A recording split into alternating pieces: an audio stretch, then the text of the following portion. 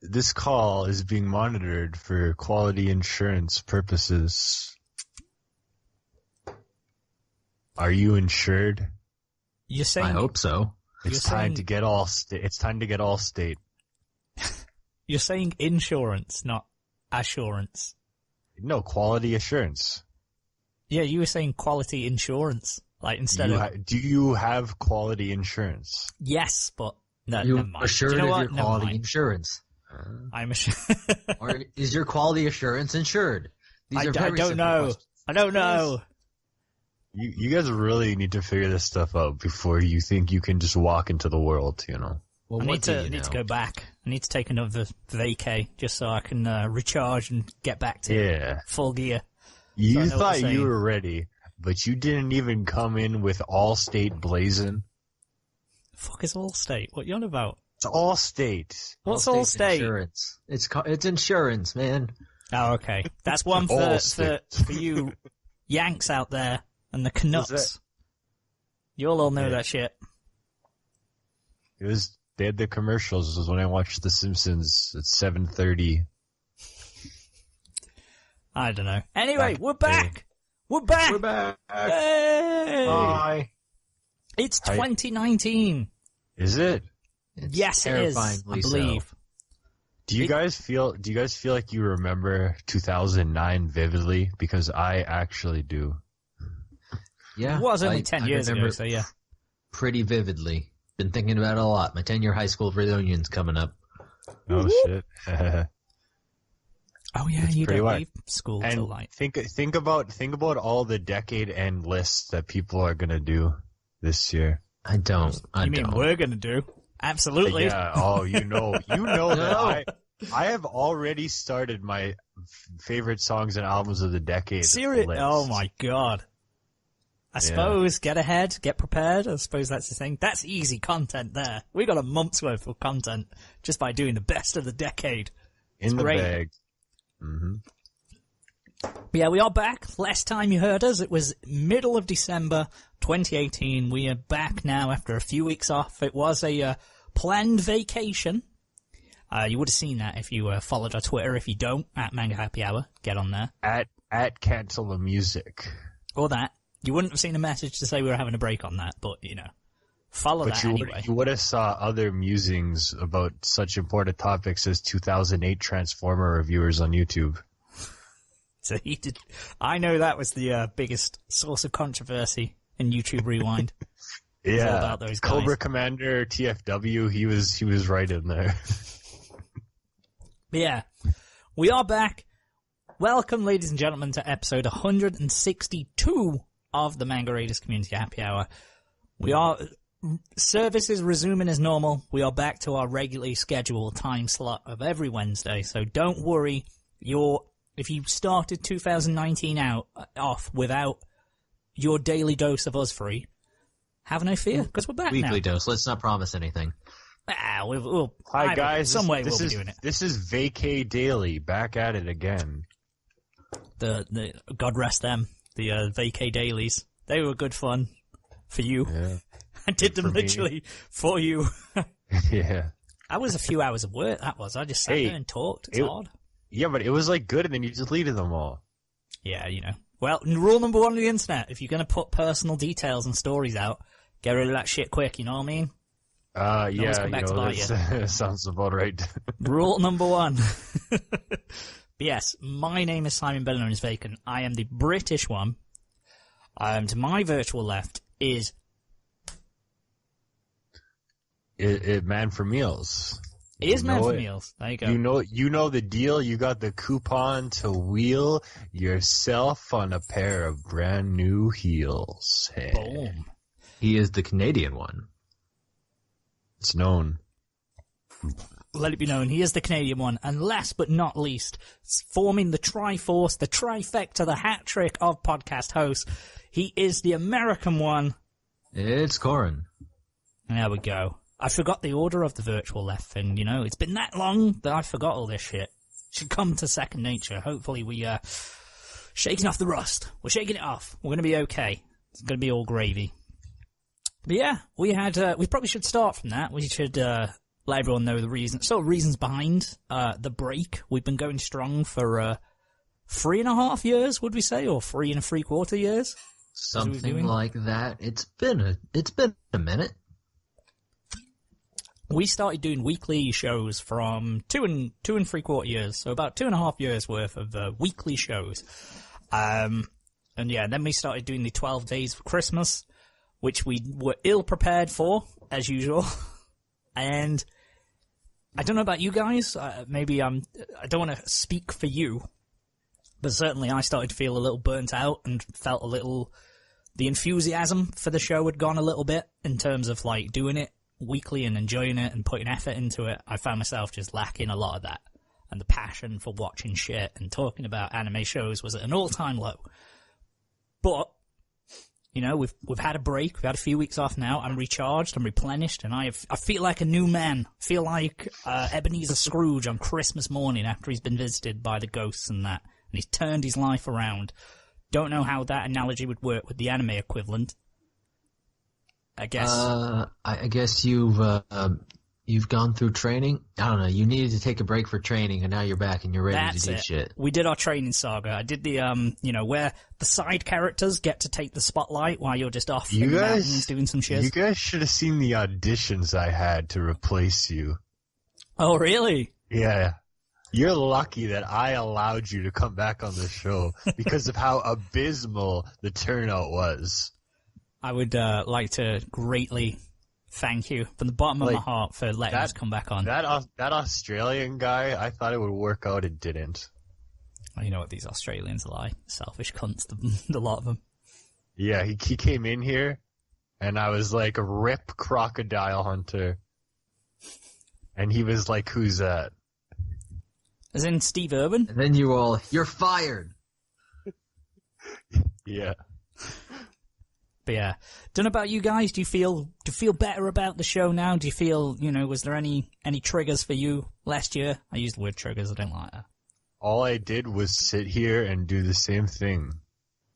But the 12 days, I was like, I don't know.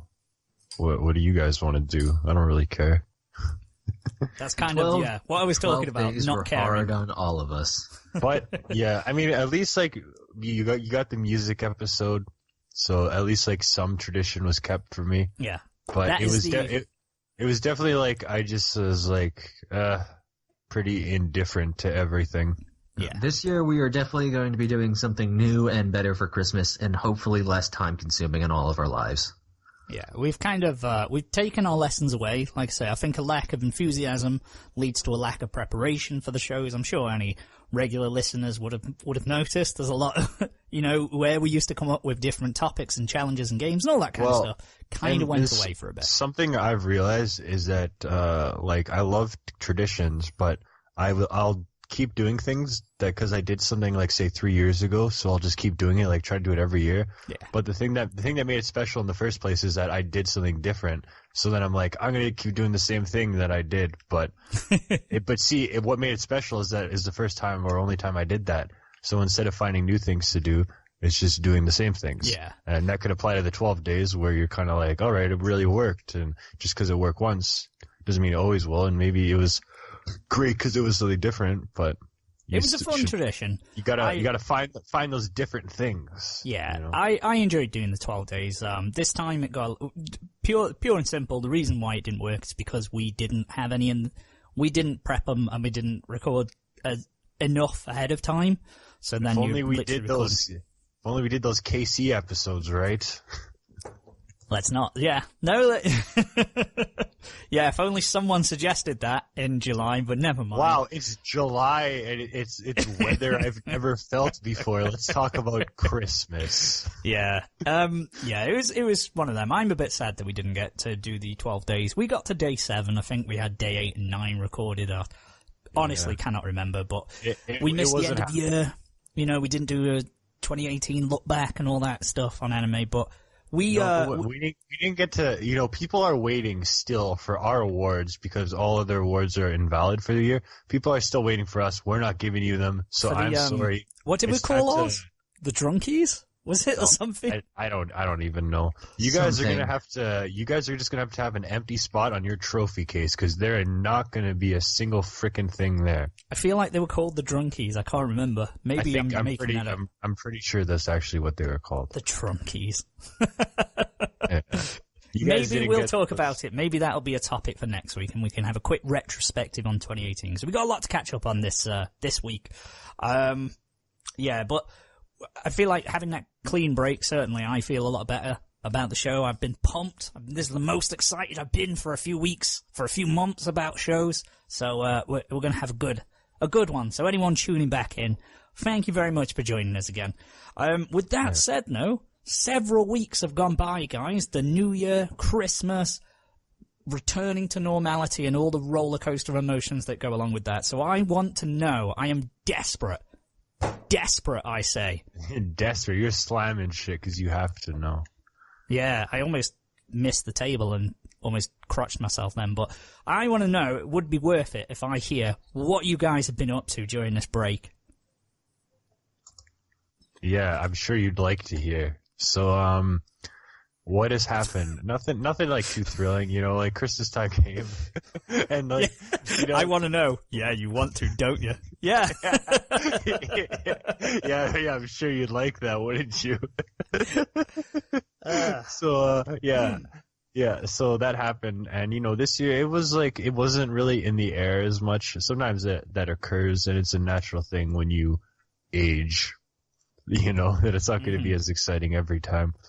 And this year wasn't, not because of any particular reason. It was more just like, kind of just came and went, Although with New Year's, there's been a couple things that I've tried to change, and I kind of saw this as like, okay, let's be slightly better in some ways from this. So it is crazy to consider that it's the last year of the decade, Mm-hmm. Because I remember I had similar thoughts in like 2009 as well, and it's just it's something strange anyway. But as for like what happened, like nothing particular. No, we're talking about shows getting revved up, and I'm like still not watching shit. Yeah, even when it comes to seasonal shows, I was just looking at stuff, and I'm like, maybe I just don't want to watch shows anymore, and that's okay, because the like stuff like the J-pop and whatever is still giving it to me, and I'm very much invested in things like alt idol and other scenes, and Okay. maybe it kind of fills that in a way. Like I've always been into Bish. But recently I've gotten into like mega into Bish. Like there was one day where I just like listened to every album and song that they ever made, and that was a substantial day. But I've just gotten more into them recently, and I really love it. I think they're a great, powerful group. And there's other groups that I've been getting into, like You'll Melt More, and even like Momoklo is pretty good and stuff like that. I'm, getting that 17th album started at some point. Jesus. My last album was in November, so it's definitely time for another album. And every year February album writing month, FOM, starts. So, I'll get in on that again and start the next one. Usually this is a bad time of year for my music. Like it tends to be pretty shit until spring occurs, because there's no inspiration outside. You look outside and you cry. What about the snow? Write something about snow. I already know. Like inhaling snow, almost like snow elation. Snow asphyxiation. There you go. That's never been done before. I saw fan art of Yoshiko where she's spreading her pit like it was a vag, and it was really quite stunning. But I'm not going to make a song about that. Instead, I'm going to make songs about other things. So yeah, I don't know. I've just been doing everything is pretty similar. I think I mentioned I got an NES not too long ago, so I think we'll have a new segment where I just like talk about random games, because I'm enjoying it. It's not like something that, you play all the time, but it's a good like Sunday morning thing to do. You listen to, been listening to a lot of Elvis records recently, and I've always been into Elvis for the past couple of years, but sometimes you just really get the vibe, when you want to listen to that, the dynamic power. But Pardon me. Today we'll talk about the NES game of Knight Rider. So they made a Knight Rider game. It's not good. Basically, it's like the dashboards on the screen, so you kind of just like you're on like that early quote 3D road, and you shoot cars.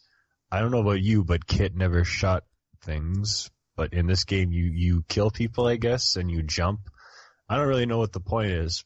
It's not good, but I only paid like $3 for it, so I can't really complain. I'm going to do a restaurant review of this place that's not very good. It's just one of those like random restaurants that tries to be like a sports bar. So they have like some very weird things on their menu that are just kind of random, like duck wings. Oh, the famous duck wing. You know how it goes? Yeah, so I got that. It was 8 of them. You know, the waitress dropped one, so she gave me another on a fancy plate. It was like, you know, it was one of those like square plates, and there was like the little like, what were they called? Like the green onions and stuff on it. Looking elegant. Spring onions, yes. It was looking very elegant. They were good, but then I got the Korean beef bowl, which was fancy rice with sauce on it.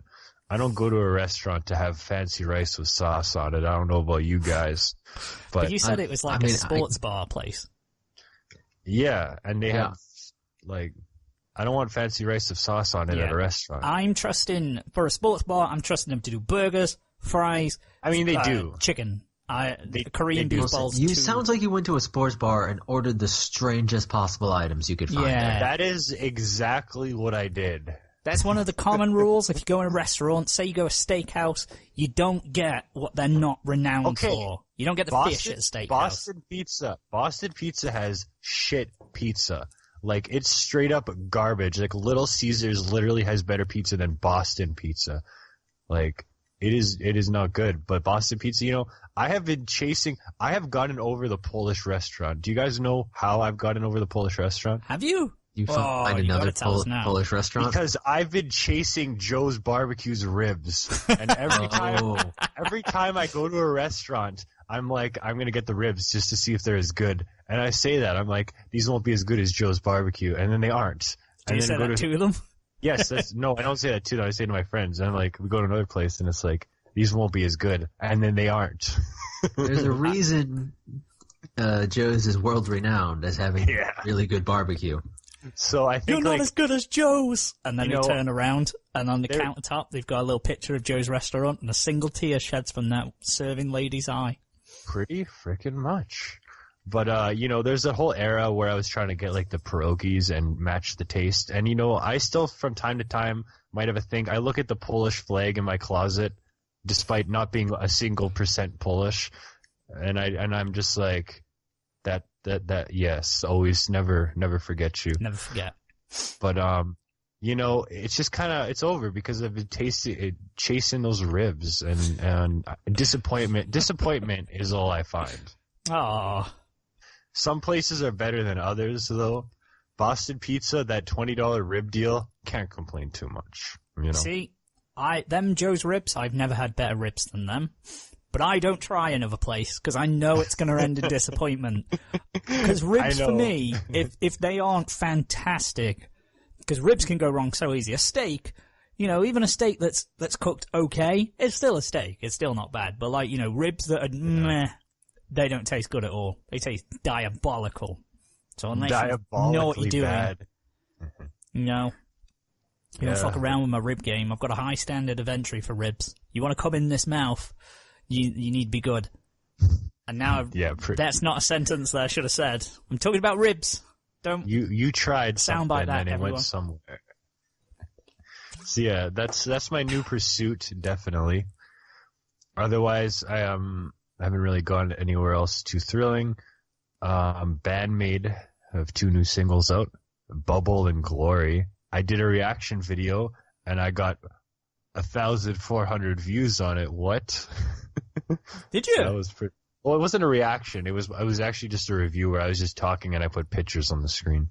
But you know, Bandmade, passionate, small following in the West, because Bandmade is great. Bandmade is the greatest band of this era. They're the best rock band in a very long time. They're a great group. Their new singles, like Bubble, is like, it's a decent track. The B-side Smile is better. Glory is a great song, and Hide and Seek is also a really good song. So Bandmade, they're just doing their thing, and they've been gaining more of a following in the Western world, and they're pretty easy. Like, their appeal is pretty simple, because they just make awesome music. Have you changed the name of your YouTube channel? Because I can't find it in my subs box. Well, yeah, I changed it to Cantala. That's why. That's why. Never mind. I was like, okay, Swami Salami, like, I hate this name. It's time we're just going to Cantala. Keep it simple. But, yeah, I did try to watch a show. I was looking for something, so I was like, I guess I'll watch Servant X Service. Oh, okay. Is that from this season? No, it's from a few years ago. Okay. It's about the civil servants in the welfare or something or other office. It's one of those mundane shows that focus on like the characters, and I like that. Although the show itself is not great because the characters are okay, but then there's shit like the boss who remote controls a bear, but the bear's like real, although it's technically like remote. It's just stupid. It's stuff like that that makes me go like, okay, this is just dumb.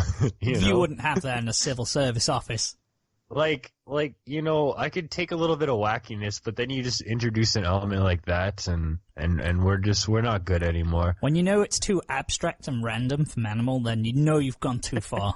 That's over the line. To be fair, the first warning is that it was an A1 show, so that A1 barbecue sauce was splattered all over it from the beginning.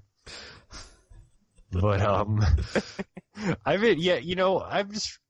been looking, like, I definitely, like, even when I was watching this show, I felt like maybe my life's back in order now that I'm watching something. Did you feel good for watching something? Yes, I did.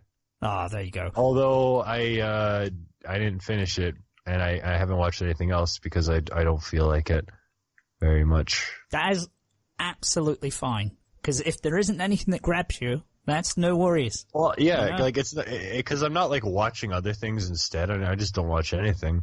And I just thought, like, I can't really force myself to watch stuff. If I don't want to, I don't want to. It's really as simple as that. Mm-hmm. I've gone into this year with a number of realizations that are really quite profound for me. And yes, it all started in Kansas, and it's continued from there. And I was like, it's time to get over that and write a new chapter in the life, Yeah. That happened. That I'm like, because it took me until December to finally be like, okay, it's move on time from that. It happened. Let's go. We're all very happy for you. Yes. I'm glad you're feeling good, feeling ready to move on. You're feeling something or other, but yeah. That was a lot of talking for not a lot of stuff to say, but you know how it goes. That's okay. It's been a while, so we're all I'm just still having a bit a rusty. ramble. Have a little ramble. So it's all good with that. It's fine with me. Coryn, how about you then? What's the New Year, Christmas, all that period? How have you been up until now? God, that's a lot of time to cover now that I think about it. Let's see.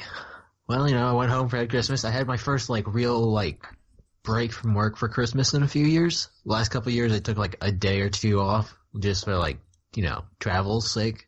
Yeah. But I took the full week off this time. I felt like I was European, taking vacation. And it was good, Laid around the house a bit, helped with some work around the place, getting the new garage at home set up. It was good. Went out on New Year's.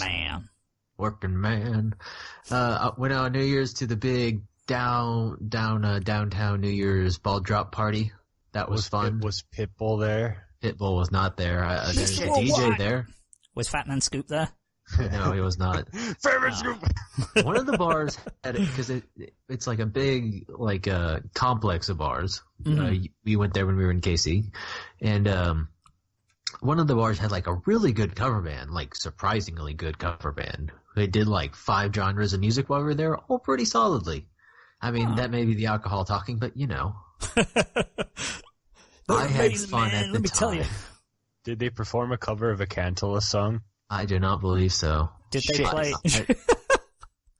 No, for real, no. How fucked would your mind be if you're just there at a bar and all of a sudden They played Mr. Steak. Yeah, even Mr. Steak or Bop Bop. Someone was just no. singing it, and you're like trying to desperately explain to people around you that you know this song and you're aware of it and how. No, they played Mr. Steak and you're trying to desperately explain how you co-write lyrics on it. Yeah, it's like, well, look on SoundCloud. My name's on the credits. You don't understand. I watched was there. I watched him make this song. I made Mr. Steak. Mr. Steak is me. I'm murder. his Ringo.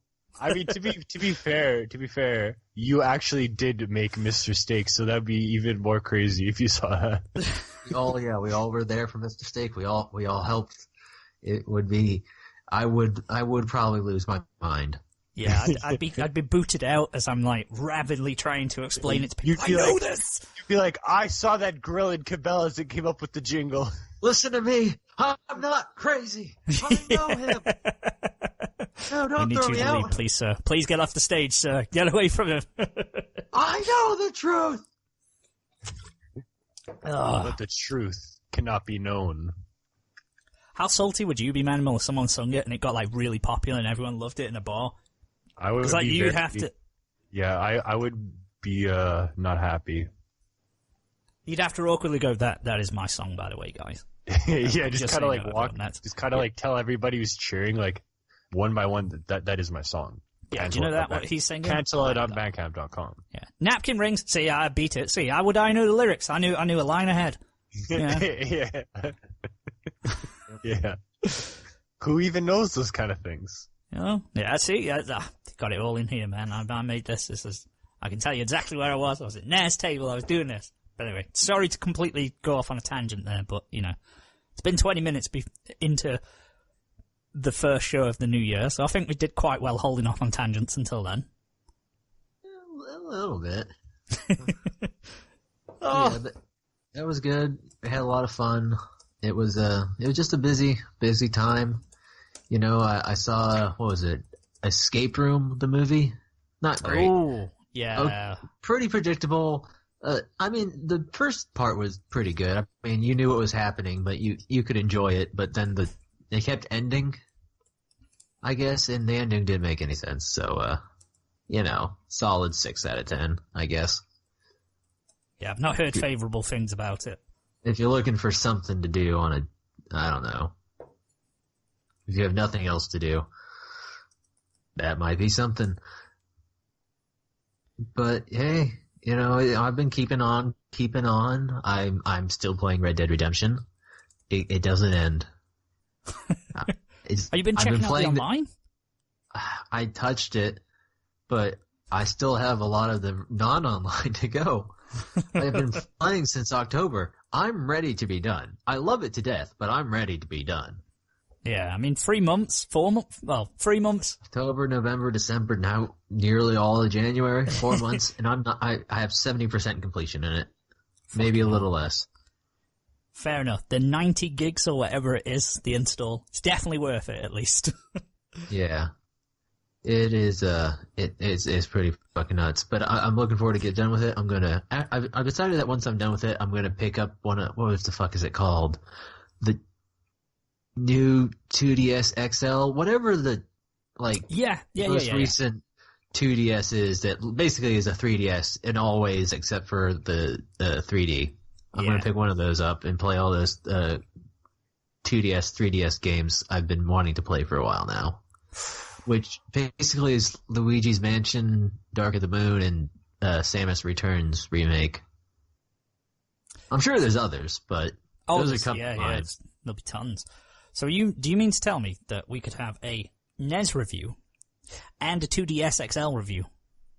We could. I could I could replay Samus Returns and then review the remake of Samus Returns. Oh, that'd be sick. Yeah, I love the Adventure of Zelda. So do I. It's good. It's good. We all good do. game. Hey, there was one of those Zeldas too. That was supposed to be a good one. I might play that too. I don't know. I bought Legend of Zelda. Do you think I played it? I mean, maybe. I mean, if you bought it, I think it's a safe assumption to go, yeah, you probably played that. Every Zelda game I played for like 15 minutes and then was like, I don't like these kind of games. Strange. That's fair. I don't know. I need to finish Spirit Tracks. I got that years ago, and I got about halfway through. But it got to the point where I still own like the OG DS, and that came out when you had a much bigger DS screen generally. So it's a bit of a pain in the ass to play. It's very small. Yeah. But I think the 2DS will play DS games, so yeah. I might just finish it on that. I think it does. I've got a 3DS, and I'm sure I can play DS games. Freaking rip the original DS, and then it came with that demo of Metroid Prime Hunters. It did. I played the shit out of that. I also played the shit out of regular Metroid Prime Hunters. You know, that would do it. I didn't play the game, I just played the demo, and it was pretty legendary. It's pretty good, man. Never forget the original DS's system link, and also never forget pictochat, truly one of the most important contributions to modern technology and culture.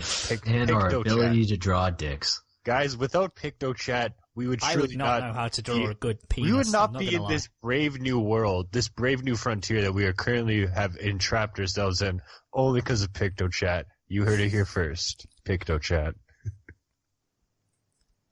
Pictochat, pictochat, pictochat, pictochat. That's all I heard. Yeah, I didn't know you were that passionate about it, but you know. I'm very passionate about pictochat.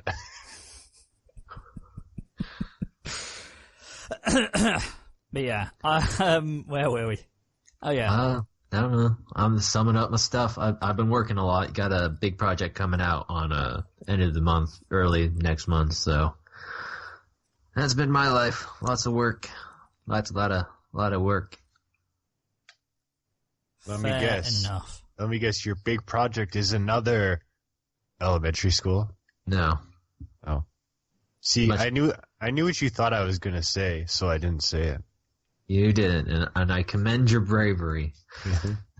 But yeah, no, it's just other work stuff. I won't go into like personal matters because that's not what the show is for. Show is not for personal matters. But it's safe to say personal matters are going good. Yeah, that's good. I mean, you can talk about whatever the fuck you want on here. Like, you know. I mean, I can, but I have my own standards for behavior. I've been on pictochat lately. My God. Was this... Right, okay, talk about pictochat then, because it seems like you were desperately segueing into this. Go on. No, I'm just kidding. No, the floor is yours. By all means, discuss pictochat to your heart's content. What is pictochat? I've never used it, man. Feel free to tell me. One of the features on the DS when you didn't have any of the things in. You can go down to pictochat, and if you had another person with the system, you guys could like chat on there, and you drew little pictures in it and sent pictures. You drew it like the DS stylus onto the pad. You drew little pictures. This is before kids had Snapchat. This is before kids had Facebook. This was, of course, assuming you could figure out how the fuck the Nintendo DS like wireless functioned. Oh, yeah, because it was like you had to be like a centimeter away. Because I remember one time when I was at my cousin's place, we were trying to figure out like the length. So we were like, going all over that basement, trying to like figure out like how far it had to be. Because I always used to think that like, what if I could pictochat with people like across the street? I used to think that. I go and pictochat, and I'd be like, I wonder if like somebody who lives like in the next house will see this. But like in theory, you could. The DS had like actual Wi-Fi, but it was impossible to use because you needed to have like super specific like router settings. And if you didn't know how to fuck with those, or if like your router was like not equipped or like set up to fuck with those things, you were fucked. Yeah. So maybe I'm just gonna carry around a DS everywhere I go on pictochat. One of these days I'll get a message back, and that'll be the day. Maybe I'm holding out faith that the new Nintendo 2DS XL has their Wi-Fi shit figured out at this point. Okay, so from experience with the 3DS XL, Wi-Fi is a little easier to get hold of, to get on. But I remember I had some troubles trying to connect to different, like the online store, and I remember trying to use Pokemon online, X and Y, and I can't remember the specific issues, but I remember it being a massive headache, and I just gave up. So See, maybe that I would was be the doing one something thing wrong. is I'd want to get like Sun and Moon or whatever the fuck they came out with afterwards, and like, what is it? Ultra Sun. Wonder Trade? I don't know what the Yeah. difference between regular Sun and Ultra Sun is. It's kind of just, you have more stuff. Like, when they brought out Leaf Green and Fire Red, they just had a bit more shit in there. Like Persona 4 Golden, or Kingdom Hearts 2.5. That doesn't help me, man. So it's not like It's the same game. White Black 2, where it's a different, like, game in the same area. Okay. As far as I'm aware, no. I believe it is just a remake, or rather a re-release with more content. I could be Expanded lying, edition. but yeah, I will look into it at some point, I'm sure. that's what I seem to remember it being. It's not like a new stuff, because I didn't bother getting it for that reason. Sorry, I've spilled beer everywhere. You can probably hear me rubbing away on my jeans. I'm not masturbating, I promise. I'm just cleaning up. It's funny how you have to elucidate on that. Yeah, there you go. Well, I don't Wow. know what the mic picks up on. We're not even talking about Bish. I'm not busting a dark side fill out. I'm not doing that. Wouldn't do that to you guys. We can talk about Bish. That's my spiel. So Fair enough. Fair enough. I'm gonna then. do a detailed review on the single Stereo Future with the B-side of Shit. It's good. That's my Fair detailed review. Now, how about you? For me, well, we needed a break. Like I said, we No, needed a break you away. prick. You prick. I was asking your feelings on Stereo Future, not your week. I don't hate care. it. I could give a shit about your week. fuck you, fuck your week. We are talking about Bish for the rest of the show now. Apparently. Yeah, this is surprise. We've stopped covering manga and anime. This We're now is just why. covering. This is why everybody failed the auditions to replace you guys. You know. Yeah, essentially, Manimal wants to turn it into an alt-idol podcast. But you should ask if you can just go on one, like the whatever. I'm sure the alt-idol podcast. Just ask them if you can be a member. And then just do my best to derail the show at every turn. I'm talking about pictochat. Can you imagine? Do your best. Just do your average, and it will probably work out. I was going to say there is no try. You don't need to try to do that. That's just what you do. Yeah, By pretty proxy. Pretty much. I cannot remember the last time we had you and Lego together, but how we get through a show and stay on topic at all with you two together in the same episode, I have no clue. But they're also the best ones, so, I'm not, it's not a negative. It happens one way or the other. So, yes, now you are permitted to talk about your week. Oh, thank you. So, had a nice little break. Christmas came, and I've got to echo your sentiments as well, Manimal. It was a bit of a strange one this year. It wasn't bad. There was nothing wrong with it. It just didn't feel... It felt like it came, and it went. And it was very, mundane and matter-of-factly. I was having a little crisis at, 2 o'clock on Christmas Day. I was like, oh my god, this Christmas Day. It doesn't feel like the best time ever in the world. What's wrong with me?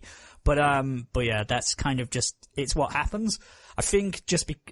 a big part of it was because I was busy throwing myself into work, and I was kind of just like, okay, right, I'm going to do this, and I was sort of burying my head in the sand, so I'd left it too late to actually get into the spirit of things, and I felt it here and there. It was still, like I say, an awesome time. I mean, can't have a bad Christmas ever, but, it wasn't quite that sort of...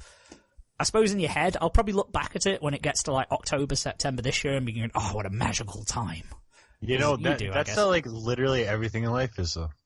Yeah, it came and went. I don't think it helped because on the, so I had all the week off, which was great. I had from Christmas Day. I worked a 12-hour shift on Christmas Eve, which didn't help matters. I was a bit tired at the end of that, a bit grouchy. And the worst thing was, we had to sit through movies, right? Okay, now you'd think Christmas movies, wouldn't you? Christmas Eve, you'd think you'd have some Christmas movies on.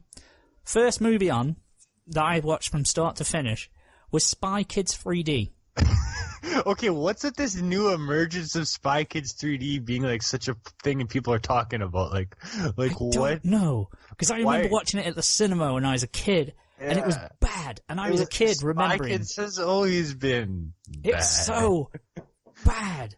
Well, but what is up? What is up with people suddenly talking about Spy Kids 3D out of nowhere? I don't know. And Maybe why it's did come you back watch it on Christmas Eve? The reason we watched it because one guy was going through Netflix and went, Spy Kids 3D, that's great. And someone was, one of the managers like, oh, I've never seen it, is it? Will everyone love it? And he's like, yeah, everyone will absolutely love it. Condemning everyone to it, but then he also has to watch it himself, which he regretted. But, yeah, it's terrible, Spy Kids. But anyway, I don't know. Maybe it's come back. Maybe it's a marketing ploy. Maybe they just added it on Netflix and now people are talking about it. Possibly. But it's maybe it's a marketing ploy. They've got some bots that are, getting it trending on Twitter, on Instagram, all that kind of stuff. Putting the feelers out there. They're gonna make a number 5. Ready for Spy Kids 4. No, they had like some straight to DVD ones, so it'll probably be like number 8 or something. Wait, did they? Yeah, they actually did with different kids. Ah, they did the Home Alone route then. Fair enough. Yeah. Home Alone 4, which doesn't exist as far as everyone else is concerned. I don't know, but anyway, so yeah, Christmas was fun. It was good times. It did get blighted a little because I was ill from the 27th all the way up to like the 3rd of January. So most of that period, I was a poorly little boy, wasn't very well, so couldn't enjoy it to the fullest. I had to take it easy. But coming into the new year, we had the new season of anime, and obviously we're all hyped for shiz. So I've been doing a lot of watching. I've got back into watching shit. A lot of reading, caught up on a lot of mangas that I needed to as well. Just watching actual stuff as well. Like, I watched Bird Box. We're probably a few weeks late to talk about that, but you probably didn't catch it, did you, Manimal? Bird Box. Why would I have watched it? I don't know. Maybe you're a huge Sandra Bullock fan, and I just wasn't aware. I'd rather watch the CGI Spy Kids series, which is currently airing. Is it? Yeah. What? Wait. Yeah, there's a CGI Spy Kids series. I could have gone my whole life without you telling me that. Really could Spy have. Kids. Now you know. CG Although, series. what's her name from Spy Kids? The girl did grow up to be super hot. Yeah. Man, I mean, what's her name? Lava Girl, yeah. Why Spy Kids was the most disturbing and messed up movie of your childhood? Oh, it's fucked. Oh, it was a bit weird. I always hated that kid. My favourite part is when he has his stupid piggy bank. And thinking about it, Spy Kids 3D has a very similar plot to Sword Art Online. He saves up to buy this game to get into virtual reality and all this kind of stuff, and then he gets there and he gets trapped in the game, and he has to complete it. If you die in the game, you die in real life. Because Elijah Wood's in there, isn't he, as the Chosen One? He's like, I'm the Chosen One, and then he dies immediately. Oh, yeah. the hell. It's a very strange film. It's weird. Maybe the author of Sword Art Online watched that and thought, this hasn't hit big in Japan, but it should. Let me work my magic on it, and I'll make it a hit. Crack those nucks in the theater. Crack them nucks. And he did it. What else? Yeah, Bird Box. I watched that. That's something on Netflix. I'm gone on a Netflix binge. We're starting to watch shit on there. I realised it has its own original content. Some's good, some's bad. Like, there's that You thing about the stalker. I kind of caught half of that. Didn't watch the full thing, but, it's like a poor version of Dexter, I guess. Like, Dexter's great, and he has the internal monologue and everything, but this guy's just a stalker. And it's sort of like, this will come up later with one of the anime shows that we watch, but I really hate things where it's like what's the word? Like, you're doing some stalking, or you've got to pretend, like, you're doing some digging, investigating, or you're there with the enemy, and you've got to lie convincingly. And when, like, say someone's following someone, but they're completely in the open, and it's like, if they turn around, they immediately will spot you. Like, you're not being clever or being smart when you're required to be so, and that annoys me in a show. But that's a whole tangent for another time. A lot of writing. Got cracking with a lot of writing as well. Got back into the forum as well, with Manga Raiders. Been reading through some shizzle. This last week I've kind of fell off, but I've been reading some stuff on there. Trying to get back into the forum, as particularly of something of interest, a new saga in the MR canon. There is. I should have mentioned this.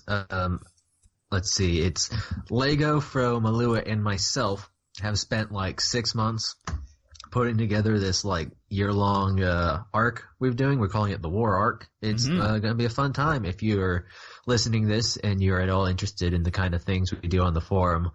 This is a great place to start with our kind of MR Canon thing. We're doing our best to make sure that no matter who you are, no matter how much you know about it, that you will be able to just kind of hop in and understand without too much annoyance. Particularly to members, because a lot of long-time members, we have a thread there that has the Q&A and all that kind of stuff. Me included, I was a huge proponent of this, where I came and I was like, there's this whole massive universe and lore, but it's almost too big to dive into, and you're like, oh shit, like where do I start? We've done our absolute goddamn best to like make it as easy as possible, but it's been a lot of people over a lot of years making this. And so it's just built up. It's a passion project, and there's a lot of passion, so you know. Yeah. The best projects on there and the best writing experiences I've had is when we've done stuff together. A couple of years ago when we did the tournament arcs and stuff, with White Crow, shout out to him. When he organised the sort of, where people use their OCs and stuff. It was really fun. That was a great thing that lasted all summer. So hopefully it could be akin to that, as much fun of people all working together and inspiring other people to do shit. It did inspire me, certainly, to do stuff. Oh! I forgot something I forgot to mention, too. Speaking of writing. I got my laptop back, and none of my files got deleted, so that's fun. I didn't lose any writing progress. Oh, that's brilliant. That's good to hear, man. Because we forgot, we left it. It's been that long, we left off with the laptop saga. Coryn was on his phone. Or his laptop. Now I'm back. I'm on regular machines, and hopefully for a while. I guess what it really comes down to is there's a design flaw with the computer, and there's a wire that just gets destroyed when I open and close the laptop. Oh, yeah. So not much you can do about it except wait for it to fail again. I did almost break my laptop just before we came to record, because I came to move it, and I dropped it, and just managed to catch it. I used, like, the left arm and knee combination, just caught it in between there. Like a little piranha or a crab, and it was great. So I saved it. Saving the day. Because I would have cried. Maybe not cried, but, would have been certainly a sad little boy. You reminded me of the games you were on about NES. Well, over the Christmas period, my brother got one of the SNES minis. Like, the little SNES classic thingamabobbers. So we've been smashing the dicks out of that. We were dedicated to... Man, my friend has, and we were playing that Kirby, the weird game where you become like balls and go in the hole and stuff. And we were both just kind of like, what the shit is this? And then like 2 minutes later, it was like, this is amazing. Yeah. We were just playing constantly. What was it? Kirby's Dreamland course or something? Kirby's Dreamland. Yeah, that sounds right. Yeah. He hacked us. My brother, well, I say hacked, it's probably something really, really simple. But he got Final Fights on there. And yeah, it's like you literally like just connect it and then like put a file on it. Yeah, it's well, I said hacked, and it's like as if it's like, oh yeah, it's so complicated. But yeah, he did that. Even getting the homebrew channel on the Wii is more complex than hacking one of those. Yeah, it's Final Fight was awesome though, because I missed that. I was from the Mega Drive era. We never had the SNES or the NES. We had a Mega Drive instead, so we played Streets of Rage and Golden Axe and all those kind of ones. So Final Fight... You say era, but I'm pretty sure those are contemporary. Yeah, they were around the same, I think, but when I mean era, I mean... We were on one side of the fence, I was on Mega Drive and then Sony. I didn't do both. I didn't have the GameCube until years later. Didn't have a Wii or anything, so... I've always been a Sony fanboy, so I can keep it that way. Don't like mixing, I don't. You gotta stay there. Stick with your own kind, I say. I have absolutely zero brand loyalty when it comes to consoles, so... Guys, would a better slogan for the Wii instead of we would like to play, what if it was give me the Wii? Hand me the Wii. Give me the Wii. No, give me the Wii. Please hand me the Wii. I want the weed? No, give me the Wii. Maybe, yeah, maybe it would have sold way more if it was that slogan. You're right. It might have. It could have. I mean, that's category. We can't say that's false. Yeah, I don't know where I've left off now. I feel like I've rambled and I've not included a lot of information. But yeah, in brief, got back motivation to watch shit, got back the motivation to write shit, played a lot of SNES games and stuff, and played Red Dead as well. Red Dead Online I've played a lot of. It's not great. But then, I know I'm going to get hated for this. The mechanics of Red Dead 2 are not great. Particularly online, they're not great. The movement, the way you aim, how clunky and slow the camera is, it frustrates me to no end. It's probably the reason why I've only spent about 30 to 40 hours in the game. Only spent. Yeah, but honestly, like, I'm on chapter 2. That's a game you could sink 100 hours into easily. To be fair, chapter 2 is fucking long. Yeah, I did think that. I was like, this seems to be going along. This is like the meat of the game. This is mission, and then nothing. But, yeah, I kind of dried up on that. But all my friends play the online mode, so I play that shit too. And it's good fun having a game to play together and stuff. And just like, basically one's a sociopath. I'm kind of glad of the existence of Red Dead Redemption 2, that he can get out all his anger and murderous thoughts and stuff. We almost kicked him from the posse because, he shot a dog in it, and you can't do that. Oh, You yeah, don't shoot a dog. No, that's it. That guy's out. He's out. I had trauma because, like, he goes, look, there's a dog there, and obviously I've not been in the game for loads, so I haven't played the single player. He's like, you can pet it? I was like, can you? All excited, got off my little horse. My little horsey boo, rolls off somewhere. I go to pat this little dog, and then... Yeah, that's it. He's out. I don't know who he is. He's out. He's an absolute snake, that little guy. Oh no, he gets, like, he's obsessed. He murders everything. He murders everyone. He goes and kicks the alligators to death. I mean, he dies about 6 times doing it, but it's just funny watching him kick an alligator before he gets mauled. Kind of hope he does it in real life, but, he probably won't. He probably have more sense than that. But it's good fun. It's good fun, the online bit. The game, the mechanics frustrate me a little bit, but it's manageable. I'll say, as far as... I don't know. I haven't really touched the online of Red Dead, but I think when it comes to single player, it is like purposefully clunky more than anything. Yeah, because it really gives you the sense of you're kind of in control, but like, if they wanted to give you super tight controls, they could. It's not impossible. They should. Well, I don't know, man. I think it adds something to the experience when you're like. Well, life is hard in the Old West, so things shouldn't be, like, super easy for you as the player. Oh, having shootouts with people, like other players, it's incredible. The amount of times that you both dive at each other, end up back to back, and then you're both trying to sort of circle the camera back around to each other to get a shot on it. It's Gunfights are hard, dude. You can't pull that shit out. Why do we talk about the Wild West? Wouldn't you guys rather play a game where you get to play as Ukrainian pioneers in Alberta in 1943? Because I want to play that game. That's not the Wild West. That's your ancestry, man. That's not mine, but it is the Wild West.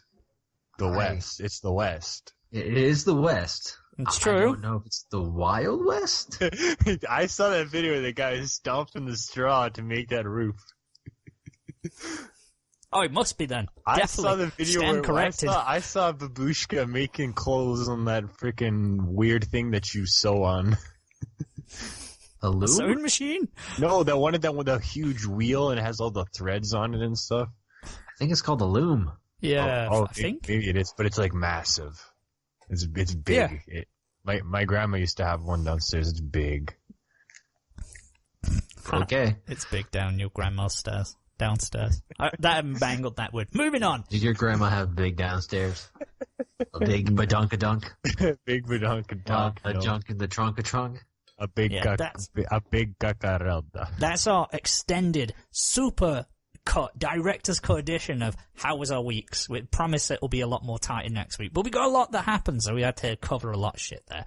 Normally we'd move on to the news, but this week we're not going to because, 6 weeks worth of shit has happened, and it's already passed us by. Whatever's happened. None of it was that important anyway. Yeah. Or it's all controversial shit that, at the moment, I don't want to go into. We don't want to go into promise all the hearsay not to talk on about social the media. news again until America has a government.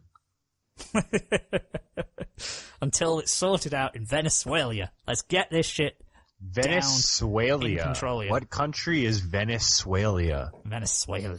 Venezuela, it's right next to Equatorial Guinea. Okay, just wondering. Venezuela. Is it right? Venezuela. Is that? Does it also have the city of Toronto in it?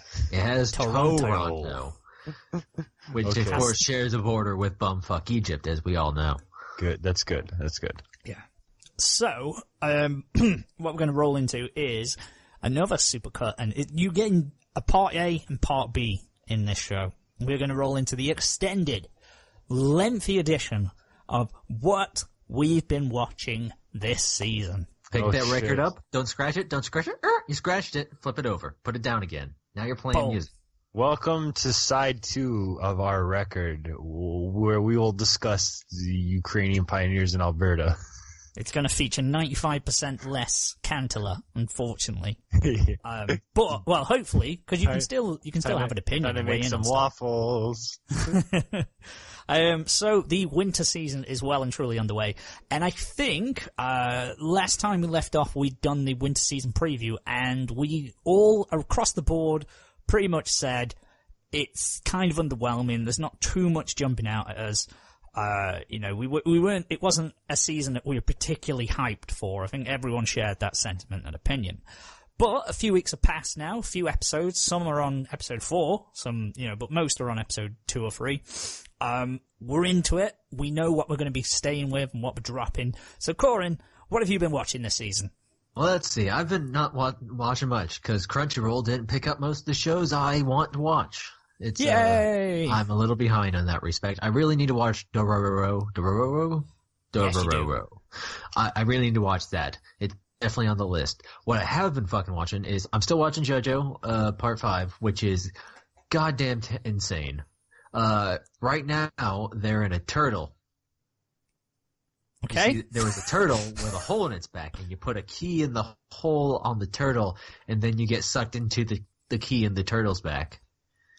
And of course, there's a problem because the Grateful Dead is on the train with you, and of course, the Grateful Dead makes you age into dust really fast, so you have to stay cool because women have lower body temperatures than men. And if you're not a woman, or unless you're eating ice, you're going to age to death. Okay. And that's JoJo. Fair enough.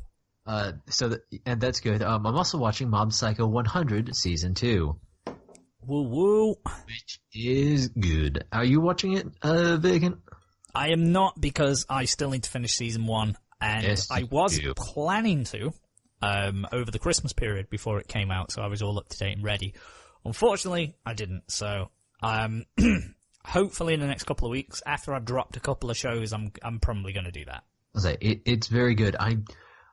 I do not like the new intro as much. I think it will grow on me, but they went for more of like a computerized version this time. It's hard to beat the It's hard to beat the original. It's still a good intro though. I'll give it that. But it reminds me a bit of did you ever watch Reboot?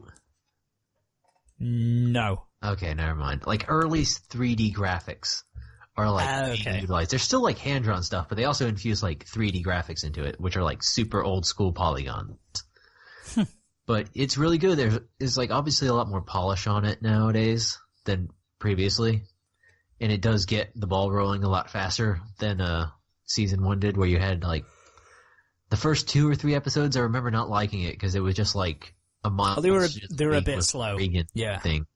So it's gone well. It's gone pretty good. Really enjoying it. If you liked Mob Psycho season 1, you'll like Mob Psycho season 2. Still waiting for the plot to emerge. And some of the recurring characters haven't shown back up yet. The psychic kid hasn't shown back up. The other psychic kid, the blonde one.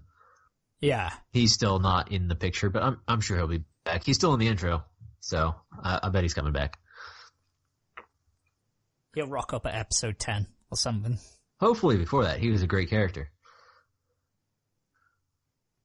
But that's Mob Psycho, and I am Boogie Pop. Boogie Pop and others. And others. Don't forget the others. There's some others in there, which is quite important because they appear more than Boogie Pop. It's a weird fucking show, man. I like it. I don't know why I like it, but it's good. Yeah, I have also been watching Boogie Pop. I've not yet caught up with episode 4, so I've only watched the first 3 episodes. I will continue to watch it because I agree, I like it, but if you asked me what it was about or why, I couldn't really tell you. It's very hard, because for those who have not watched, the first 3 episodes are basically like telling the same story of like a day or two, but from 3 different perspectives. And they do not like tell you this is what's happening. You just get random glimpses from a couple people's perspective, and then another couple people's perspective, and then another couple people's perspective until you have the whole story. And it's not immediately clear who the fuck the main character is. It's still not, to be honest with you. Yeah, I thought it was the guy. I think it's Boogie Pop, but I'm not sure. Yeah, I thought it was the dude who Boogie Pop's host was dating. Yeah. But then obviously that was just the perspective of him from episode 1. Episode 2 was different, episode 3 was different. So yeah, the story basically is that Boogie Pop is a Shinigami, at least that's the term they use, who is like another soul that inhabits the body of a high school girl, and like her whole thing is she goes out and like kills monsters and shit, I guess. Yeah. She says she's like, Boogie Pop is essentially a manifestation of human psyche, like the collective consciousness. Yeah, she's like part of the collective unconsciousness, and like her whole thing is she's got to keep humans safe. Yeah. But also there's an angel who's maybe an alien who's here to judge humanity on whether or not we're good people or not. It's very strange. Luckily, he picked one person to use as a whole barometer of the rest of the world. And she happened to be okay, even though everyone else was a terrible murderer. Yeah. I mean, not everyone else. There was a terrible murderer. And, and another angel clone, named Manticore. I like how they say it in Japanese. Manticore! Manticore! It sounded really cool in Thingy. Everyone has great fucking names. Yeah. I say that. The episode 4 is called The Imaginator. Oh. Episode 4 seems to be a little more linear. Okay. But it doesn't make any goddamn sense either. Yeah. Because again, it's new characters, and you get the sense you'll get back around everyone else, but it's so far it's not related. Yeah, it's kind of weird. I don't know if you felt this. I think personally I probably hindered myself a little bit with the cohesiveness of it all, because first 2 episodes got released at once, so I watched them on the 4th of January, and then I didn't watch the 3rd episode until about the 9th, probably like the 20th, 21st actually, so a good couple weeks afterwards I watched the 3rd episode, which obviously, doesn't help. And the other thing, I had real trouble distinguishing characters, because a lot of character designs are quite similar. Okay, yeah, they had 2 male characters basically with like light brown, slightly fussy hair, but it's slightly fussy and do slightly different ways.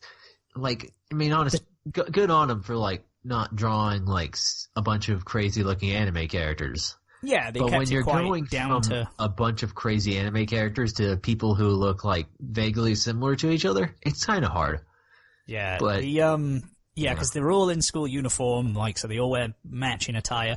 The Manticore and the other girl, at first I had trouble distinguishing, the one who was against her, because they're both black-haired. There's the Manticore girl who's black-haired, and then there's one who's like, I guess she has like spy shit going on.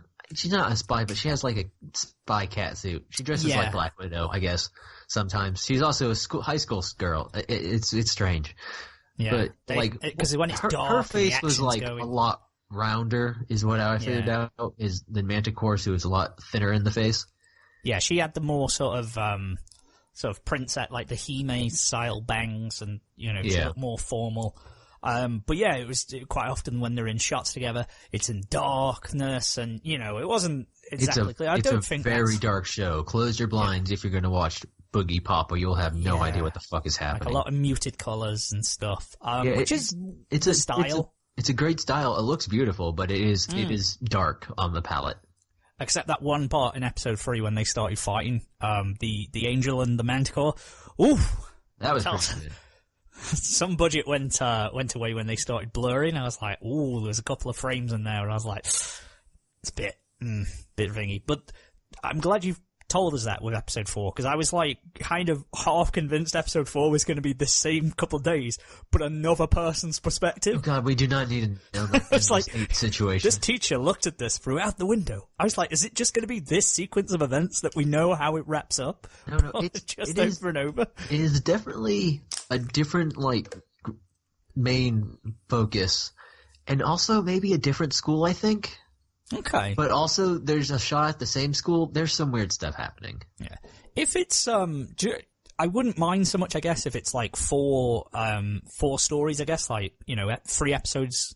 I think that's where it's going, to be honest. I think it's going to have, like, almost an anthology feel where there is some sort of cohesiveness via Boogie Pop herself, themselves. And it's where Boogie Pop appears.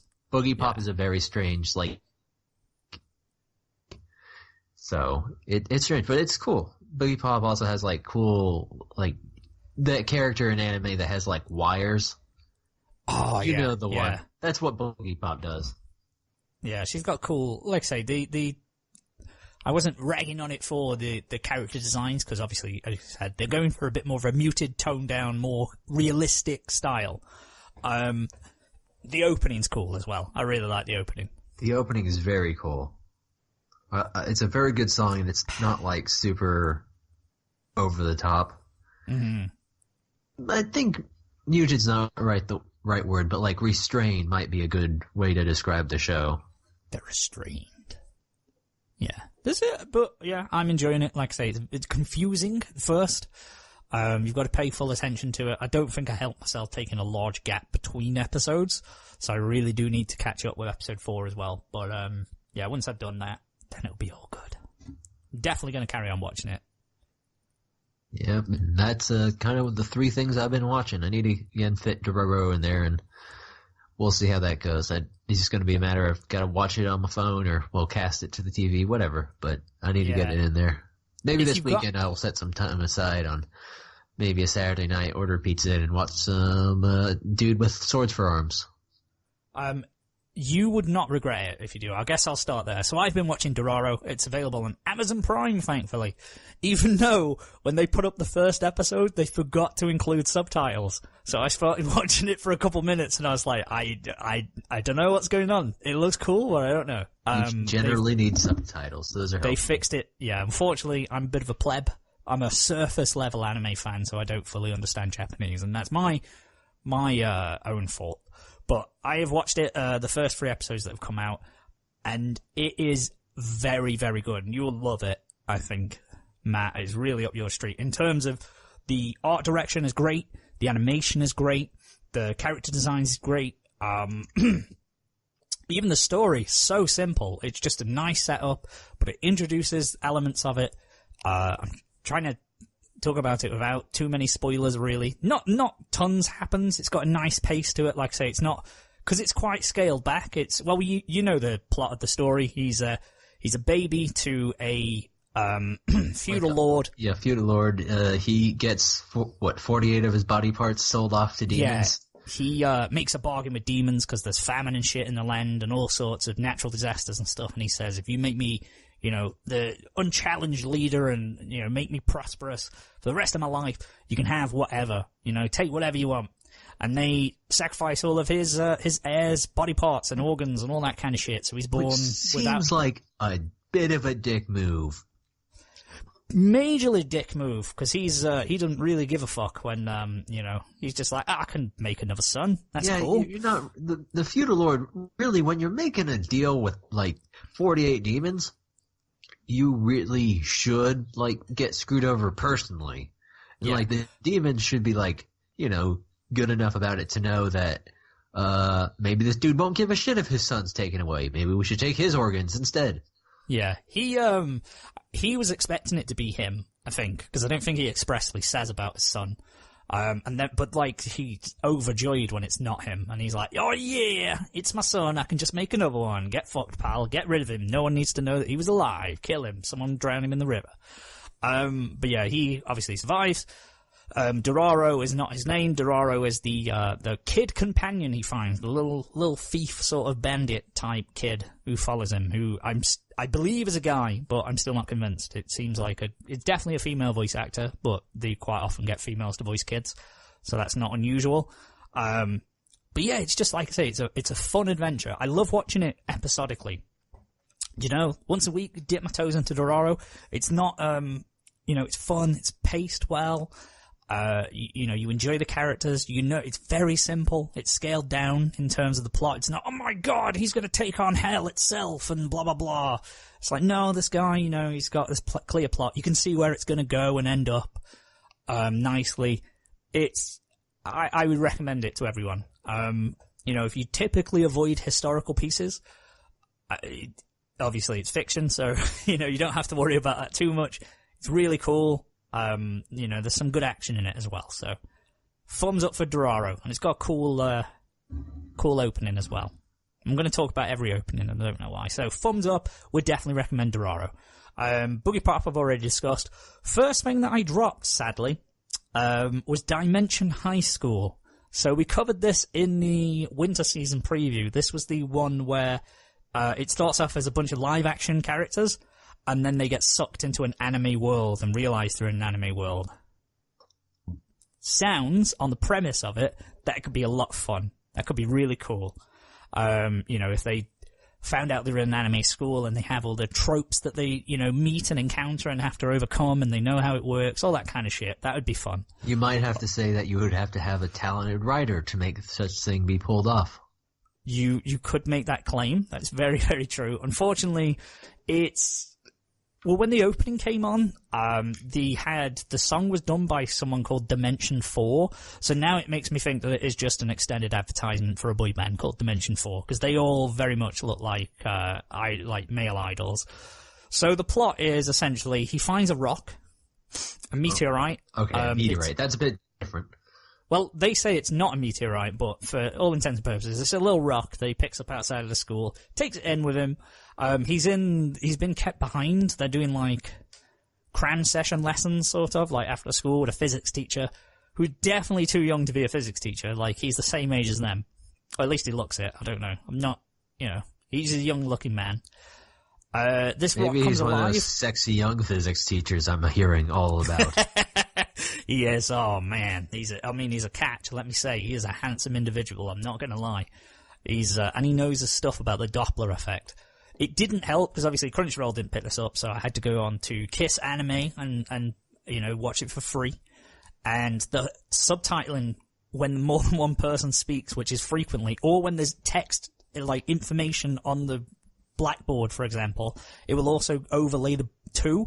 It is really confusing. It's hard to follow. I had to pause it a few times to sort of read everything just because it moved that fast and there was that much to read. It wasn't great, the translation. That's not a knock on them. That's more just how it was subbed. But, I ain't complaining because, I got to watch it for free.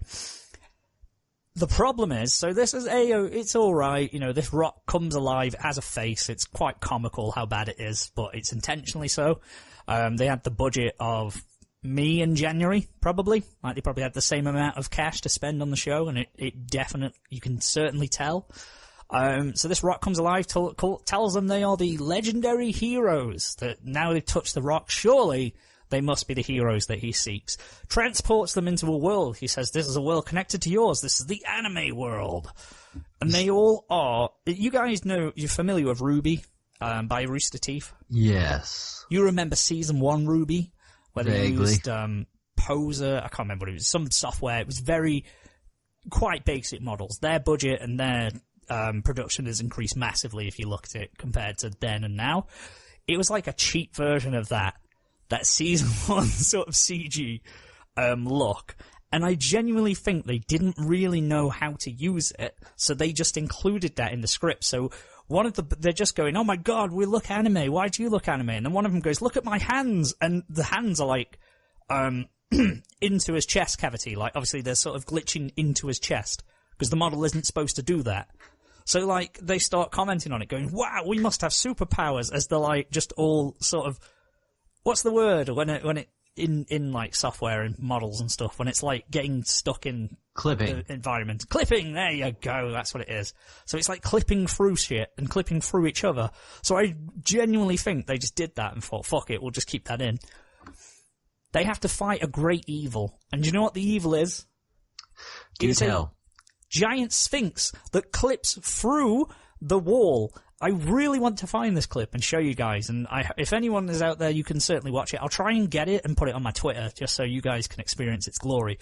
But it just phases through the wall. There is no effects or anything. They literally drag this sphinx just through the wall, and it looks really, really terrible. But So it it's sounds like the reboot, where it's a bunch of live-action people that go into a shitty 3D world instead of a bunch of shitty 3D people who just live in a 3D world. yeah, pretty much it. And to do battle with this Sphinx, they have to solve problems on the blackboard. So it will ask them a puzzle, and then you're supposed to play along at home and get it right and everything. And yeah, it wasn't great. It wasn't particularly funny.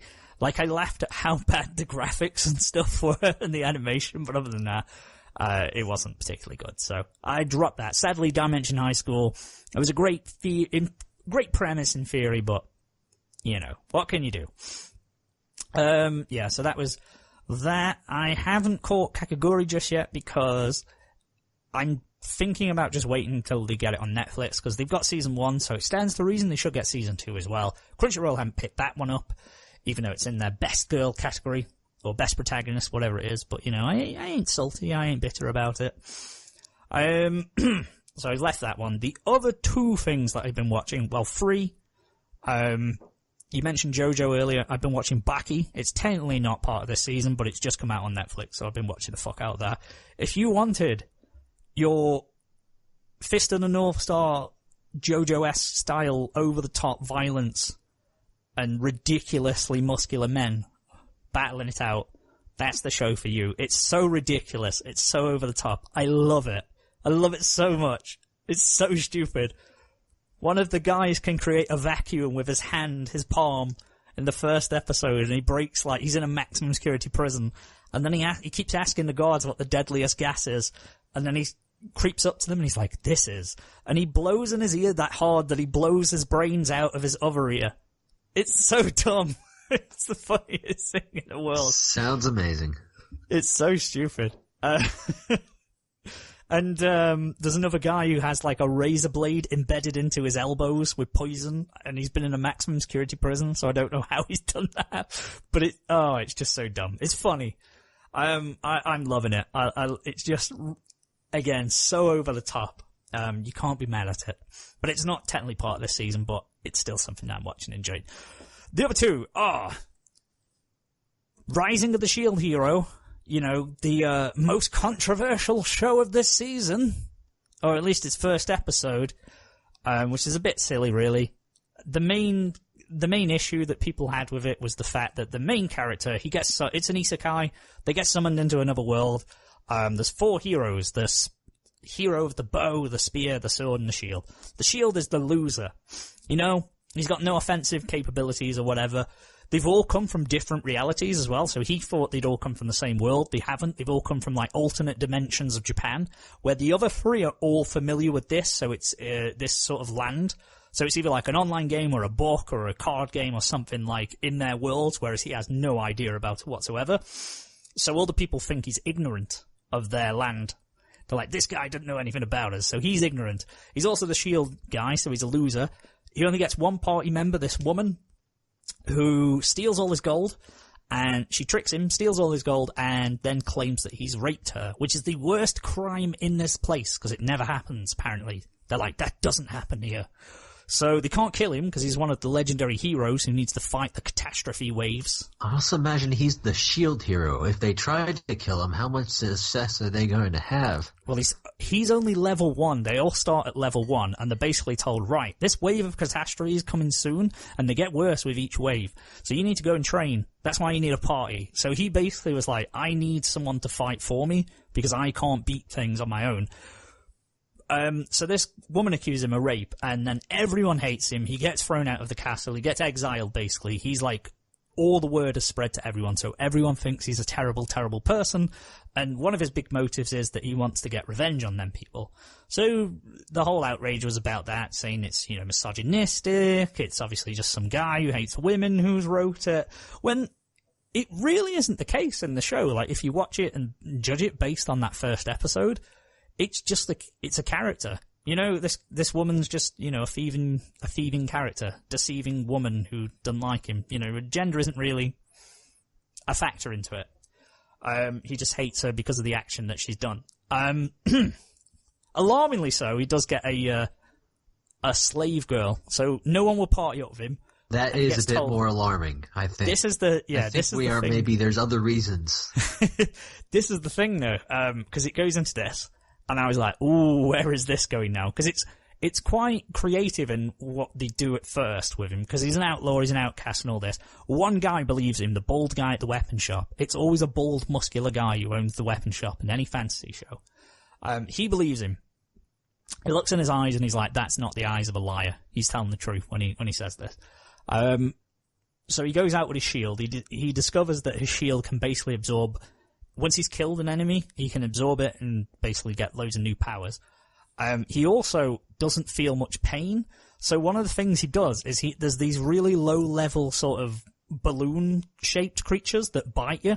He just has them clamped onto him under his cloak at all times, so he can use them as weapons. Like, he can threaten people with them, because it doesn't hurt him, but obviously you can just set them loose on people, which I thought was quite funny. But at the end of the episode, he ends up getting a slave girl, who this guy comes to him and says, oh yeah, you can get these semi-humans, like these, beast men and beast women. It's getting much worse. It's getting worse the more you describe it. I need to agree with the outrage. Because they are half human, half animal. So you can get one of these to do the fighting for you. These are like, subhumans. They'll do whatever you want. Don't worry about it. Now, when you say half human, half animal, they just have ears and a tail, right? Some of them do. Some are full on, like, they just look like beast men. Like full on chimeras and stuff. Like, they do not look human. They look like, I'm there. Whatever the word is. I can't say it. I've had too many beers. They look like wolves. They've got wolf heads. Okay. And then, of course, the main ones have, just a tail and ears.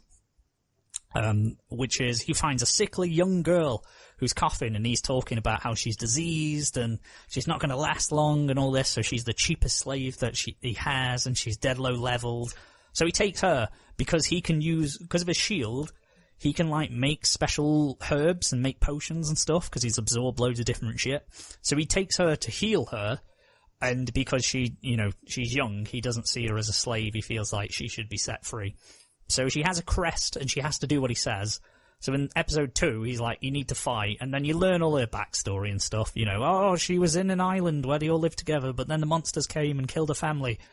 So she doesn't want that to happen again. So she's gonna fight in the end. And he treats her really well, and all that kind of stuff. And then in episode 3, she's like an adult. She's like pretty much, well, not an adult, but she's certainly a lot older. She's not much younger than he is.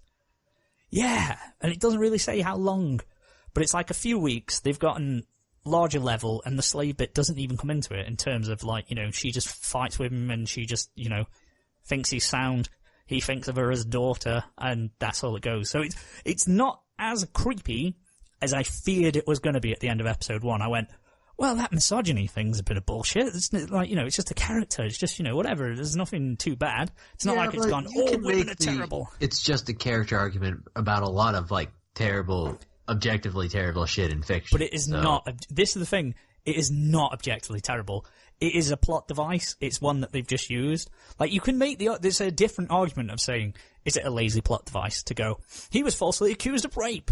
Feel sorry for him. The whole world's against him. Is it a lazy plot device? That's a different argument to, it was intentionally there to say that, all women are trash. That was the sort of thing people were putting forward. It does, I guess, come down to the actual intent of the author. I don't know who wrote it. It could very well be that was their intent. It's possible.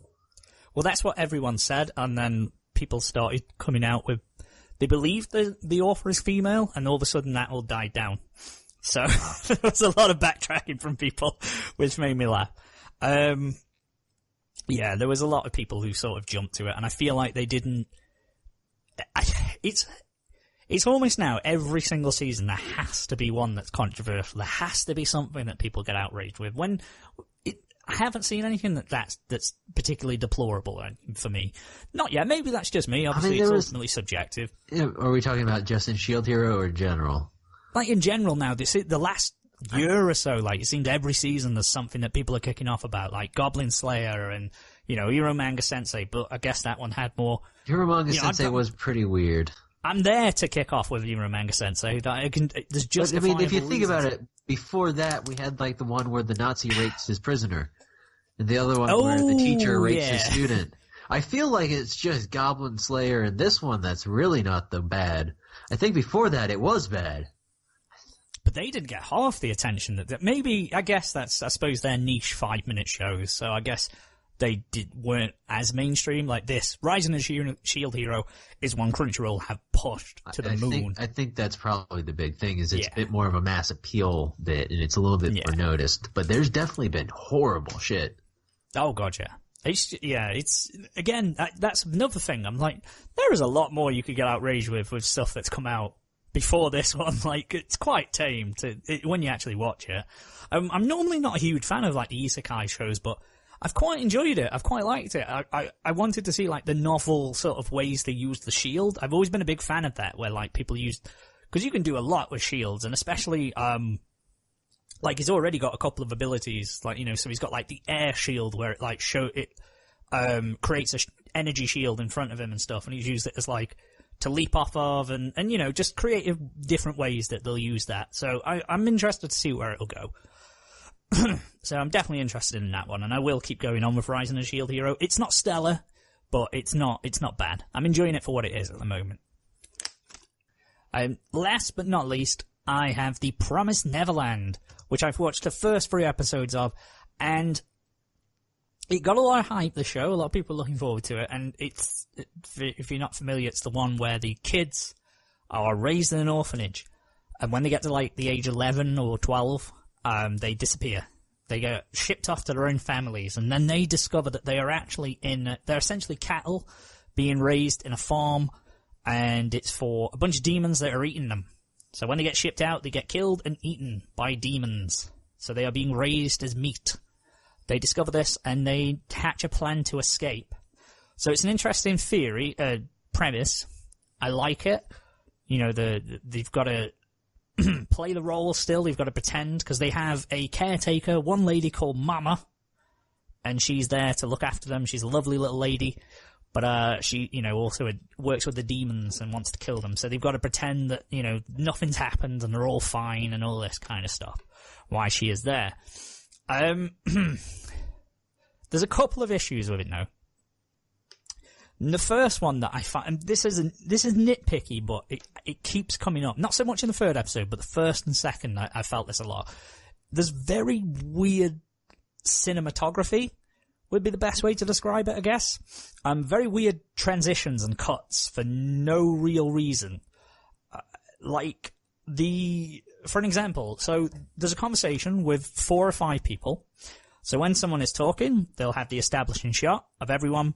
Then it'll cut to that person. But then it will cut to someone else for about half a second, and then cut back to a wide shot. It's really distracting, and I know that sounds stupid in an anime show, but there's stuff like that. Bad cinematography is bad cinematography. There's weird angles, like the way they choose to animate something from, so there's like a weird low angle when someone is walking, and I get some of the things are to build suspense, but it doesn't translate really well, because it's done quite clumsily. So there's one where, so the body of the kid, so a kid's been orphaned off, and they're all cheering and going, oh, enjoy your new life as a family. She's left her teddy bear behind. And this is how the people find out. They run to the gate. They've been told never to go to the gate, but they run after her to give her the teddy bear so she can go off and obviously take her cherished companion with her. They don't see anyone. They just see a van there, a truck. So one of them's walking slowly around to the lorry to go to the back of it. And the body's in there. The kid's dead. She's in there. So there's the whole suspenseful music, and they're walking really slow, but then there's like a drip from the ceiling. Like there's a drip from a pipe in the ceiling, and it's like dropping down, and it keeps cutting back to the drip. It's cutting to them. It's cutting back to the drip. It's cutting back to them. You've seen this in movies a lot, that transition and stuff, but it's really clumsily done, and it's just like, I get what you're trying to do, but it's so like, A, B, rain, person, and it goes on so long that it's not building suspense, it becomes just boring. So there's a few choices, like say with the cinematography, that's weird. The other thing is a nitpick as well, where they are discussing this plan of how paramount it is that they act perfectly normal, because they don't know what the person knows. They don't know if they suspect them. They know someone was at the gate, but they don't know who. So are they the ones who are suspected?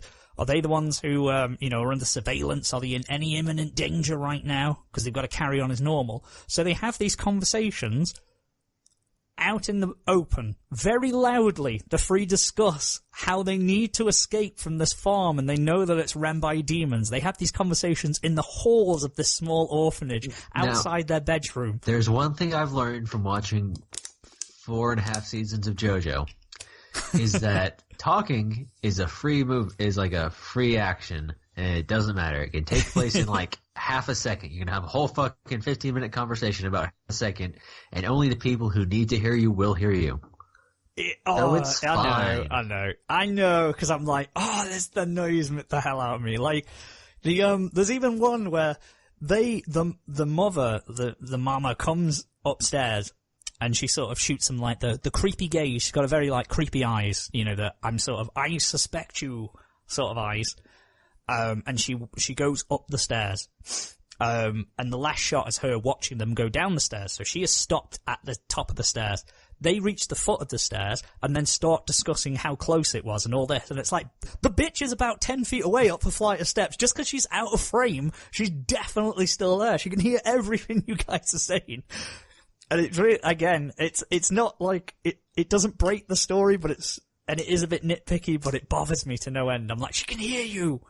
They also have a slightly, a new sister comes at the end of episode 2, and she's in episode 3, and she's absolutely crazy. And her name is Sister Crone, and she is a black lady, and I just want to sort of... Sister Crone? Yeah, and I want to give you a picture of her, and it's a bit offensive. It sounds like it would be. Let me see if I can link this. I know obviously you guys listening at home don't have the benefit of that. So that's the manga, and then here's God, no. Here is a good picture in the anime. Fucking Christ. Jesus. This is a good picture in the anime. That's a good one, where the face isn't all contorted and stuff. Am I wrong, or is that... that's racist as shit. Yes. Little bit. That's not good. That's real bad. That is... Holy crapola. Yeah. This should be the real outrage. Oh my god, I just went to an image search and it doesn't get any better. Yeah, it's, I mean, I was watching it going, I think this is a little bit racist. Maybe it's me. I was like, am I being too thingy? Like, am I being too reactionary for this? So I was like... God, no, it's racist. We're gonna say that it's racist. It's weird, and she's also crazy. She's like mental. She's another one screaming at the top of the lungs about. She's in her bedroom screaming about, her master plan that everyone could hear. But other than that, now I've shit on it a little bit. I am definitely going to keep watching it because I'm interested in the plan. There's one reasonable child. So there's the girl who's like, no, we've got to save everyone. We've got to get everyone out. And then there's 2 genius kids. One's a bit more like he's best mates with her, the girl. So she's like, heart of gold, wants to get everyone out, all the kids out. The other one's a genius, and he's like, yeah, okay, we'll go along with it, because obviously he likes this girl. Then there's the third guy, who's a bit more distant, a bit aloof, and he's like, realistically, we ain't gonna get them all out. Some of them can barely walk, they're like 2 or 3 years old. There is no way in hell we're gonna be able to get them out, escape with them all. Our best bet is if us 3 just go. and leave the rest to die. So there's like, they're conflicting with this kind of stuff, because when you look at it realistically, they ain't gonna go, surely it isn't gonna go smoothly. I don't expect it to. I expect a few of the kids to die, because they are all very young. Like, they are the oldest, and they're 11. Yeah, that's so not, everyone else. That's not good. It's not gonna work out. Which is intriguing, because I genuinely am interested in how they escape if they do. And what is beyond the walls, because like that's one thing I'll give it credit for, because a lot of them are just focusing on the escape and all this kind of stuff, whereas the other kid, the rational one, he's like, well, think about it, if this is a farm for demons, when we escape, it isn't going to be humans on the the other side, it's going to be probably a society of demons, and we're going to be outcast forever. Where's all the other peoples? Yeah, that's the thing. If you escape this, I'm going to say yes. Okay, mine's recording again. Okay. Worst case scenario, we may have lost that last 30 seconds. That's the video's going to be in the chat. Oh, okay. No, that's cool then. Yeah, like I say, that's fine. Mine's re-recording again. For some reason, it just finished on its own. Again, I'm intrigued. So I want to know where it goes, and I want to learn. I'm just curious about the world more than anything. I want to know more about it and see where they go with it. But that is now. We said the same thing a little while ago about a little show called, I forget what it's called, because I've scrubbed it from my brain, but there was a robot, and she was a lady, and she was also a spaceship. In the France. No, that doesn't sound right. I'll think about it. I'm sure it's something else that's not that terrible. Yeah. And we just wanted to know more about the world. The world seemed cool. We didn't want to know about these stupid fucking kids. Do you want to know about what we found out about these kids who have drugs to block puberty? Stupid fucking kids. Do you want to know that once the show is 5/6 done, or 6/7 of a way done, do you want to know what the main enemy is? Aliens. Do you know when you want to get your main villains involved and mentioned? In episode 21 of 24 episodes. That's when you want to hit them with the good stuff. That's when the villain comes. You don't even know. Who needs setup and foreshadowing with a villain? No one. No one cares. Nothing is required. But yeah, so that's all I've been watching for the winter season. Honestly, I really wasn't expecting to keep this many shows on, but Dororo, Shield Hero, Promised Neverland, I'm going to keep up with, as well as Boogie Pop, so that's a couple more than I thought. At best, I thought I'd have about 2 on this one. And one of them was Kakegurui, so, for now, I'm happy. I'm happy with my haul. And it's manageable as well. But that's all for me. Have we tickled your fancy at all, Manimal, with any of these shows? Is there anything that you felt like you were going to give a watch or not? Nah. Fair enough. We'll talk about it next week. We'll be more intrigued. There'll be a few more episodes released. I know we went a bit long. And we might even do something else next week. Maybe we'll have a game or a topic. Well, I'm thinking we should probably get it out the way next week, and we'll cover what we've watched this season, and then we'll do a bit in brief of 2018's anime and sort of go through picks of shows and stuff. I don't know, not really awards, but at least sort of any that we were fond of. And, honorable mentions. Yeah. We don't want to go through the whole award thing, because, it's too late now. It's too late. It's the end of January. But yeah, certainly we'd have a little bit of a retrospective of 2018 and the 4 seasons of what we watched. I'm sure there's something that we all enjoyed and want to talk about, so we'll do that next week. So tune in for that next week, guys. But other than that, it's safe to say that the return episode is done and dusted. We're free and clear. We're in the books. Yep, only 2 hours later. Woo! There we go. It's a bit of a weird format with this one, but it was always going to be, guys. We had to info dump you with all the stuff. So there you go. I hope you enjoyed it. Is there any closing thoughts now before we head off into the sunset? I'm just gotta say, sometimes you gotta take the bull by the horns. And, that's a metaphor for... For Coryn's sex life. Yeah. Just grab that bowl. I don't know. Right by the horn. I guess I'm the bull in this situation. I don't have horns. Yeah. I don't know, man. It's late. Manimal, It is what have late. you got? At the end of this episode, we will play my song. What song will we play? Have you got one queued up? If not, I can throw one in there. We're gonna play the song. I don't know if it played an episode, but we're gonna play the freaking Demon Master. The Demon Master. The fricking Demon Master, sorry. Okay. We'll play the fricking Demon Master. Okay, so look forward to that, everybody.